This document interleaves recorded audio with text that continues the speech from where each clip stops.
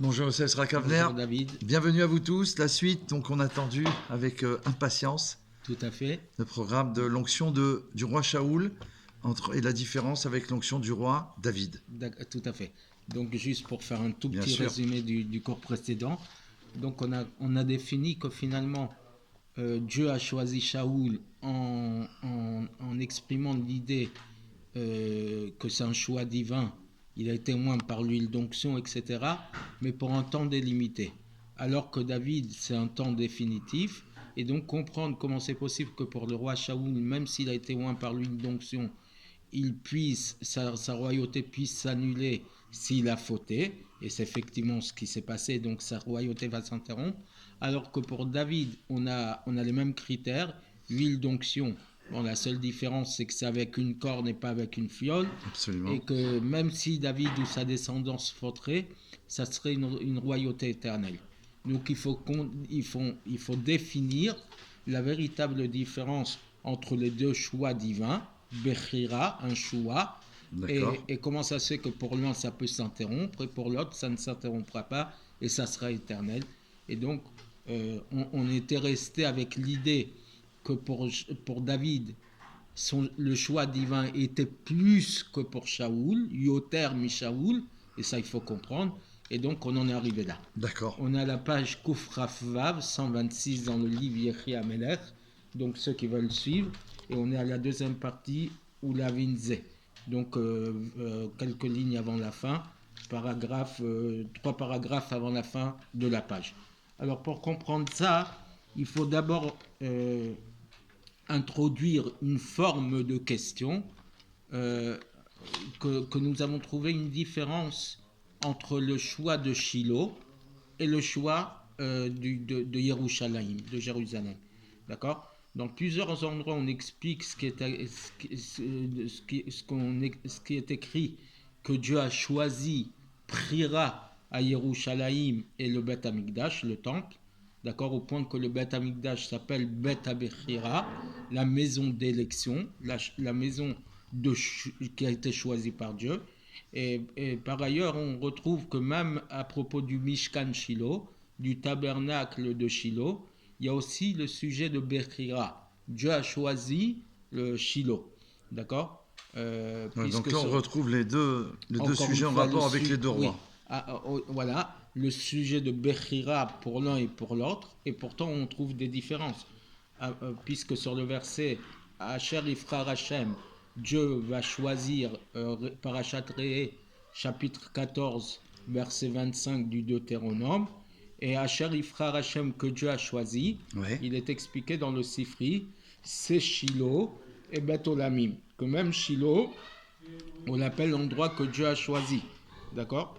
Alors, et il dit, a priori, c'est pas compréhensible. Quel est le sujet d'élection sur Shiloh ? Puisque si on avait choisi Shiloh, comment après coup on peut choisir Jérusalem ? C'est ça. La même question que l'on a posée. Puisque c'est un sujet d'élection, de choix, ça devrait être définitif. Et comment on peut passer d'un choix à un autre ? Si c'est quelque chose de choisi, c'est définitif. On ne peut pas passer d'un choix à un autre. D'accord ? D'après les définitions qu'on a rapportées précédemment. Et donc de l'autre côté, si on a choisi Shiloh, pourquoi c'est précisément Beth Olamim, la maison de l'éternité de Beth Amikdash, qu'on appelle Beth Abechira, la maison d'élection.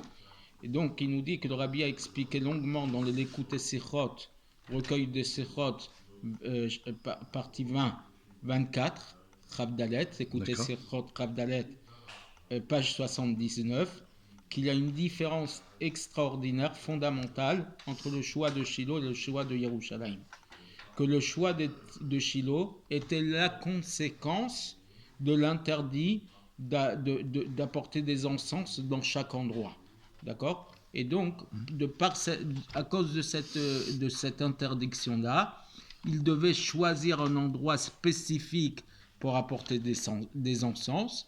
Et l'endroit qu'on a choisi, c'était Shiloh. D'accord. C'est donc une conséquence d'un interdit, mais ce n'est pas un choix premier. D'accord ? Par contre, le choix de Yerushalayim, c'était que précisément là-bas sera l'endroit de résidence divine. D'accord ? Et donc, automatiquement, cet endroit est devenu un endroit approprié pour apporter des encens. Donc Shiloh, c'est une conséquence. C'est une conséquence. Alors que Yerushalayim, c'est un choix délibéré. Ok, voilà, exactement. Comme on retrouve cette différence dans les psukim de Parashat Re'eh qui parle du sujet d'élection de Shiloh et Yerushalayim. Là-bas, il est dit Lota sunkan lachem elokechem, vous ne ferez pas ça pour Dieu d'apporter des encens dans chaque endroit. Kiim el amakom asher ifrar Hashem elokechem mikol shiftechem, seulement vers l'endroit que Dieu aura choisi pour imposer son nom. Les shichnot idreshu, pour cet endroit vous l'apporterez, c'est le Mishkan Shiloh. Et ensuite, il est dit, vous traverserez le Jourdain, vous vous installerez dans la terre que Dieu aura choisie. Et voici que l'endroit que Dieu aura choisi, donc le Bet HaBechira de Yerushalayim, la maison d'élection de Jérusalem. Et donc là-bas, Rashi explique de manière soulignée. Précédemment, il a été dit, ce qui a été dit au début, c'est pour le Mishkan, pour le sujet de Shiloh, et là, il était dit pour Jérusalem. D'accord. Et donc, on voit des différences entre les deux versets qui parlent de Shiloh et Yerushalayim. À propos de Shiloh, il est dit, vous apporterez là-bas. Donc, on met l'accent sur l'individu. Vous apporterez là-bas. D'accord. Alors qu'à Yerushalayim, à propos de Yerushalayim, il est dit, là-bas, vous apporterez. C'est-à-dire qu'on met l'accent sur l'endroit. Ah oui. Donc il y a une différence entre Shiloh et Yerushalayim, c'est que Shiloh, c'est vous qui apporterez, on met l'accent sur l'individu, et Yerushalayim, on met l'accent sur l'endroit, d'accord ? Et donc ça va nous faire comprendre la différence générale de toutes les questions posées. Et puisque le passage qui parle de Shiloh, on évoque d'abord l'interdiction, l'ota sunkan, vous ne ferez pas ceci d'apporter des encens partout, d'accord ? Alors, donc on va être obligé de définir un makom, endroit. Et que la conséquence de l'interdit, c'est qu'il y a une obligation que vous apporterez là-bas, vous, l'individu, donc amener ces encens dans l'endroit qu'aura choisi Dieu à Shiloh, que cet endroit a été choisi pour nous sauver de l'interdit d'apporter des encens dans différents endroits, d'accord ? Donc la conséquence. Alors que le verset qui parle de Jérusalem, dès le départ, on met l'accent sur l'obligation, pas sur l'interdiction, mais sur l'obligation. D'accord. Et voici que l'endroit que Dieu aura choisi de résider, c'est là-bas que vous apporterez. Et donc ça veut dire que là-bas, l'endroit que vous apporterez, c'est la conséquence du choix qui a été fait à cet endroit. Et puisque, comme on a dit précédemment, que Shiloh a été choisi par la raison, par conséquence, oui. Raison et conséquence, d'accord ? Donc, qui est de ne pas amener des encens dans tout endroit, que seulement dans l'endroit que Dieu aura choisi. Donc, c'est un choix par raison, d'accord ? Alors que le choix de Yerushalayim, c'est sans raison. C'est comme ça. C'est la véritable définition du choix. Comme tu avais expliqué dans la précédente vidéo. La différence entre le choix sur quelque chose qui est identique. Voilà, identique. Je choisis lui et pas lui. Comme ça. Voilà. Je n'ai pas de raison. C'est au-dessus de la raison. C'est mon désir. Voilà, le désir d'Hachem. Donc c'est le choix de cet endroit dans lequel il y aura la résidence de la Shekhinah. Et c'est qu'à cause de la conséquence de ce choix qu'on doit apporter là-bas les encens. D'accord ? Et comme il nous dit entre parenthèses, et comme ça s'est fait véritablement, que dès lors qu'on a construit le Bet HaBechira, la maison du choix de Dieu, on avait aussi la possibilité d'apporter à d'autres endroits comme Nov et Givon, sur lequel ils avaient le statut de Bamagdola, la grande estrade, une grande résidence divine. Donc Hachem a donné aussi ces endroits-là, parce qu'il avait choisi de base le Beth Amikdash, et qu'il a donné aussi le choix de ces endroits de par son choix divin. Et en d'autres mots, le Rabbi nous explique ce sujet, que le choix de Shiloh était pour le Ham Israël, pour le peuple d'Israël, qu'ils aient un endroit spécifique pour amener les encens. Par contre, le choix de Yerushalayim n'est pas pour le Ham Israël, mais c'est de la part de Dieu. D'accord? La différence entre Hachem et Israël. D'accord? Que lui, il a choisi un endroit pour sa résidence. Et comme il est écrit dans le Teilim Psaume 132, verset 13, Zot menuchati adead, c'est mon endroit de sérénité, de repos pour l'éternité. Et Amen. C'est pour ça que le Beth Amikdash s'appelle Beth Abechira, la maison d'élection. Parce que là-bas, le choix de Dieu, c'est de par l'endroit. D'accord? C'est cet endroit spécifiquement qui a été choisi pour la résidence de sa chef. C'est intéressant parce que ça me rappelle le choix de Shlomo Amener. Quand il a dû construire le Beth Amikdash, il s'est efforcé de trouver l'endroit choisi par Hachem. La fameuse histoire entre les deux frères. Exactement. Que chacun a voulu donner priorité à son. Il a cherché le choix. Il avait vu des endroits et tout, mais il a vu que c'était pas ça. Donc il a vraiment cherché quel est le choix d'Hachem. Nous aussi, on doit chercher quel est le choix d'Hachem. Et quand on l'avait dit que quand Hachem il a choisi David, d'abord on a présenté, Ishaï a présenté ses les 7 fils, je crois. 6 ou 7, lui c'était le 7e, je crois. C'est exact, c'est le 7e. Il a amené les 6 autres qui avaient chacun des qualités extraordinaires. Et Hachem à chaque fois il disait pas lui, pas lui, pas lui. Et quand David, il n'a même pas cherché à le présenter, il était en train il était berger, faire paître les troupeaux. Et Hachem, il a dit, c'est lui que je choisis. C'est la même idée. Pas l'individu, mais le choix d'Hachem. Par contre, sur Shiloh, il n'y avait pas le choix de l'endroit. D'accord? C'était seulement un choix de n'apporter ses sacrifices que dans cet endroit. Mais ce n'est pas le choix de base qu'Hachem, il a voulu de cet endroit. Donc il dit, jusqu'ici c'est un raccourci des paroles de la Sikha du Rabbi à propos de Shiloh et Yerushalayim, et voir là-bas la longueur des paroles du Rabbi. Alors donc de toutes ces paroles, on peut comprendre aussi la différence entre le choix de Shaoul et le choix de David, puisque c'était la question de base. Puisque dans le Midrash Rabbah, Parashat Vayetze, à propos de Léa, sur lequel il est dit Veshem Agedola Léa, le nom de l'aînée de la grande fille c'était Léa. Le Midrash nous dit elle était Gdola Bematnotea, elle était grande de par les cadeaux qu'elle a reçus.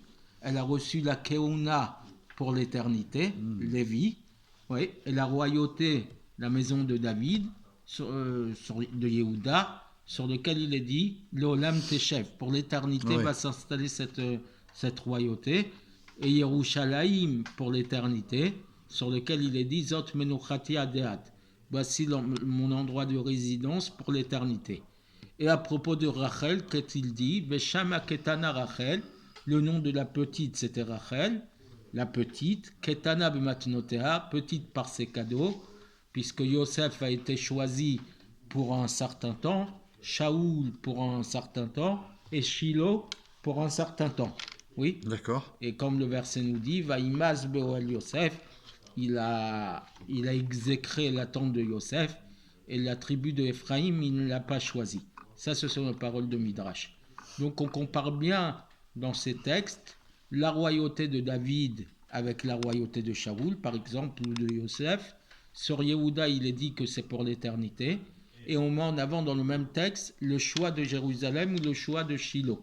D'accord ? Donc il y a une comparaison des textes. Ce n'est pas une comparaison que le Rav Wolpe nous fait ici, de dire on va comparer ceci à cela.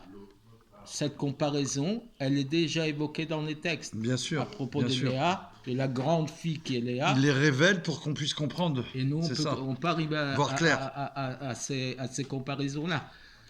Oui, et donc là-bas, on compare la royauté de Shaoul, qui était de la tribu de Binyamin, de Rachel, qui donc n'était pas définitive, et on la met en même corrélation avec Shiloh, qui elle aussi n'était pas définitive. Alors que pour Yehuda et Yerushalayim, on les met aussi dans la même comparaison pour dire que c'est définitif et éternel. Et donc, de la même manière que nous avons expliqué le choix de Shiloh et Yerushalayim, ainsi on va expliquer la différence entre le choix de Shaoul et le choix de David. Et donc la différence, c'est que le choix de Shaoul n'était pas du fait que c'est Dieu qui l'a choisi. C'est vrai que les versets nous parlent du choix de Dieu, mais ce n'était pas son choix premier, puisqu'il n'a été choisi qu'à partir du moment où Israël a fauté et qu'ils ont demandé un roi. D'accord ? Oui. Et c'est ainsi que Shmuel Aleph, dans Shmuel, partie 1, chapitre 8, verset 6, il est dit, Dieu a dit à Shmuel, Ki ma'asu mimelech alehem, que de chez moi ils m'ont dégoûté, et c'est pour ça qu'ils ont choisi de mettre un roi sur eux. Et donc d'après ça, il faut dire que le choix de Shaoul n'était pas un choix divin, d'accord ? Donc à savoir que c'est lui que Dieu a choisi pour régner, c'était un choix raisonné, d'accord ? Que puisque le peuple d'Israël, ils ont demandé un roi, et c'est pour ça qu'on l'a choisi lui. Pourquoi ? Parce qu'il n'y avait personne qui était au-dessus de lui, mieux que lui, à cette époque. Donc à ce moment-là, c'est lui qui était apte, c'est lui qui a reçu ce titre, quoi. Ce titre-là, parce que le peuple l'a demandé, et Hachem a décidé d'accepter cette... puisque grâce à lui, on a pu remplir la demande du peuple d'imposer un roi. Oui. Voir Shmuel là-bas, chapitre 9, verset 2. Il n'y avait aucun homme à l'intérieur d'Israël qui était mieux que lui. C'est ça. Il était au-dessus il était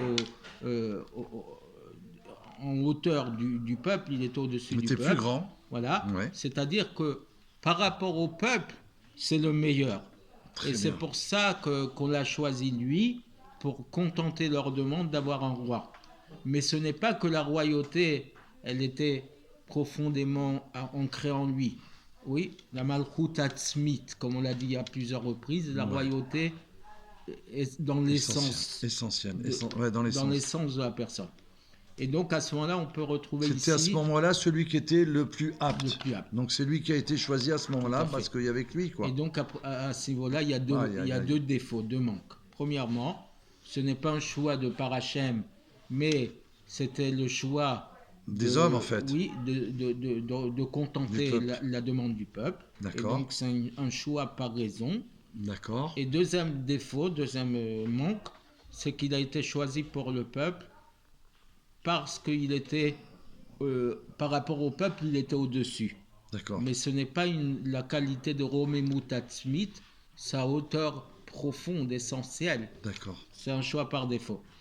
Et c'est pour ça que même qu'après qu'il a été oint par Shmuel, Shmuel a souligné au peuple qui l'ont appelé pour le couronner.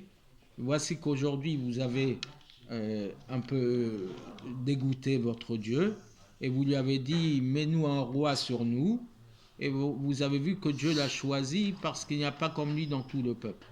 Et donc ici on souligne les deux sujets, qu'il a été choisi parce qu'ils l'ont demandé et que sa qualité n'était que par rapport au peuple. D'accord. Mais ce n'était pas une qualité essentielle de chez lui. Alors que le choix de David n'était pas défini par une raison quelconque, c'était un choix propre. C'est le véritable prira, le véritable choix. Le choix le pur. Que la royauté appartiendra à David et à sa descendance.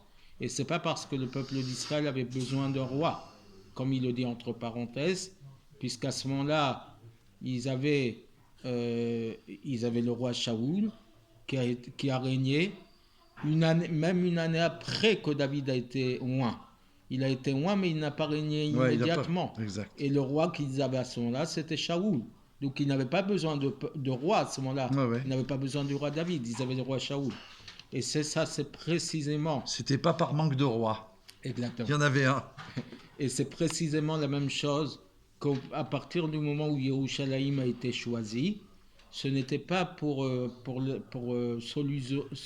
solutionner le problème d'amener des kétoret, d'amener des encens, parce qu'à ce moment-là, on pouvait amener des encens à Nob ou Givon, comme on l'a dit précédemment.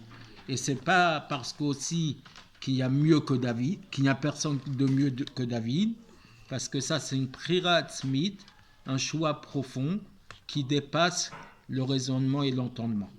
C'est donc qu'Akadosh Baruch Hu a choisi David, Davka, pour qu'il soit roi sur Israël. Et c'est à lui précisément qu'a été donné le Atzmiyut HaMalchut, l'essence même de la royauté. Et comme on a dit précédemment, à propos de Keter Malchut, de la couronne de la royauté, que David a mérité précisément. Et donc, voir aussi ce qu'on a dit dans le chapitre 15, à propos du fait que Shaoul, la différence entre Shaoul et David qu'on a vu dans le chapitre 15. Donc ici, on a définitivement et de manière clairvoyante. Il fallait vraiment aller jusqu'au bout, hein, sinon c'était pas... Oui. Donc, pour faire le résumé définitif de tout ça, c'est que Shaoul a été choisi par défaut, parce que le peuple avait besoin d'un roi. A réclamé un roi à ce moment-là. Et donc, dès lors qu'il a été choisi de cette manière, on lui a donné la royauté pour un temps défini, même si c'était pour un temps élargi. Mais dès lors qu'il a fauté, la royauté va s'interrompre. Et pareil, Shiloh, la ville a été choisie par défaut pour ne pas qu'on aille faire des corbanotes ou des kétorets, des encens dans n'importe quel endroit. Donc c'est pas un choix divin, mais c'est un choix par défaut. D'accord. Alors que David et Yerushalayim ont été choisis par choix déraisonné, sans aucune raison. C'est Hachem qui les a choisis définitivement. Et c'est pour ça que même si David ou sa descendance pouvaient fauter, la royauté ne s'interromprait pas. Ça serait une royauté définitive.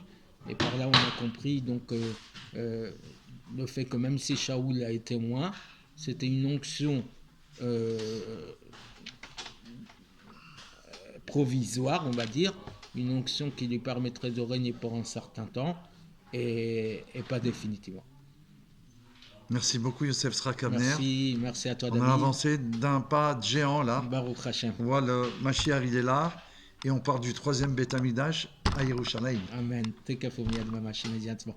À très bientôt. Alors,